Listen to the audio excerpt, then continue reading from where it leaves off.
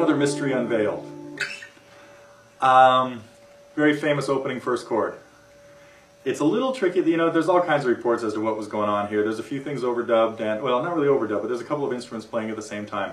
The guitar is basically playing a G7 suspended 4, which is done by putting a bar at the 3rd fret, your 3rd finger on the 5th string at the 5th fret, and your 4th finger on the 3rd string at the 5th fret.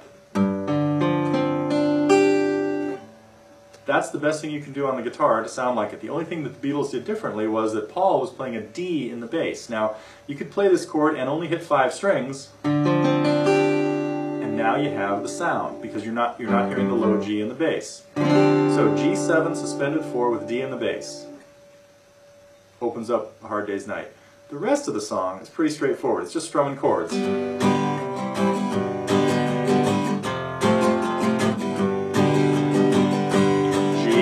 C, G, F, G, C, D, G. Now, you go to C7 here to get the sound of what they're singing. They're singing a flatted 7th on the C chord, which would be a B flat, and then back to a G chord.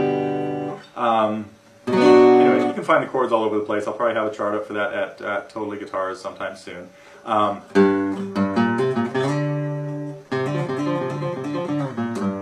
And there's a cool little lead in there too, so someday I'll get around to addressing that lead. It was done on a 12-string guitar, so it doesn't sound a whole lot like what I just did right there. Well, no, it does sound a lot like what I just did right there, but it's a little dressed up on an electric 12-string guitar, and it's very cool.